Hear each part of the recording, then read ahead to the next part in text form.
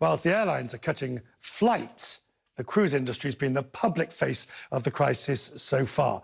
Ships have been quarantined or denied entry at ports, stranding thousands of passengers. It is in many ways what we've seen on our screens, the effects of this. Asia is the third biggest cruise market capacity. You can see all the ships in this part of the world. And it grew by 277% over the last 5 years.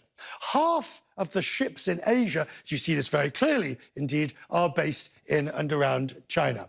Now, so far, cruise stocks have tumbled sharply. Not surprising, but happened nonetheless. All the three majors down, some of them, like Royal Caribbean, down 6%.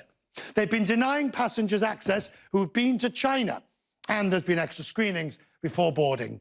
Some cancellations and refunds for trips as well. Brian Salerno is in Washington, the Senior Vice President of Maritime Policy at CLIA, which is the Cruises Lines International Association, and a Vice Admiral in the Coast Guard. Good to see you, sir. Thank you, retired. Good to see you, sir. So, the face we've seen are these ships with thousands of people on board. Is the situation getting better or worse? Well, Richard, let me explain the situation. Our industry places the safety and health of its passengers as a top priority. We're in the hospitality industry. We're also in the travel industry. So we wouldn't have a very viable business if we did not put people first. Immediately after the World Health Organization established that this is a global crisis, the cruise industry put enhanced screening procedures in place to restrict or limit the likelihood of a virus being introduced on board a cruise ship. So can I just jump in there? For those ships that already have had one or more cases, we now get the situation where passengers are quarantined until they've been eliminated. That's the way it's working at the moment, correct? There is one ship where we have confirmed cases of coronavirus, and that is the ship in Japan. There have been a few others where there were concerns that somebody might be affected, but all of those have turned out to be negative. So it's just that one ship. We have 272 ships in our members' fleets, so that's 1 out of 272. That's not to minimize the significance of what people are experiencing on that ship.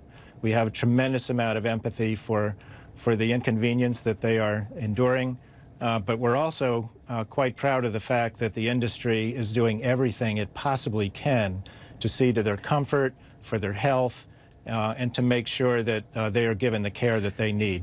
I mean, there is one industry that's well equipped for this. I mean, many outbreaks of novavirus and different viruses on ships have certainly allowed your members to hone their procedures, but you're still not allowing anyone who's been in China over the last 14 days to board ships, which probably makes sense. That's correct. We have essentially 3 criteria in our screening, and travel history is one of them. So if a person arrives on a ship and they've been in China within the last 14 days, which is the incubation period for this virus, they would be denied entry. What do you do next? Because certainly the getting things back to normal so that people will have confidence to go on board. I mean, I'm choosing ships. I could just as easily say theatres or any place where you're going to be at close proximity, but ships particularly where you're close proximity for some time.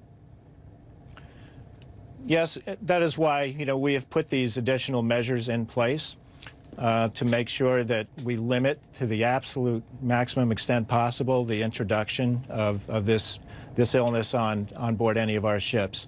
And again, it appears to be working. We've only had, again, the one ship where there's a confirmed case.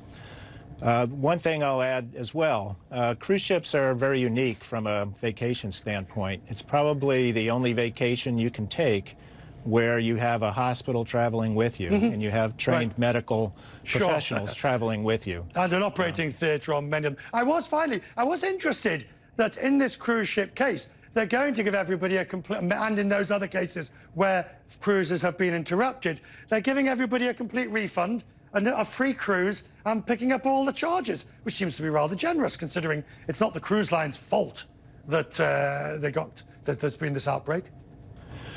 Right, and you know, I can't get into the financial agreements between cruise lines and their passengers as a trade association. That's inappropriate for us. But I think if you checked with the individual lines, you will see they're doing everything they can to do right by their passengers. Good to see you, sir. Thank you. I appreciate you taking time joining us Thank you, from Richard. Washington. I appreciate it. Thank you. My pleasure.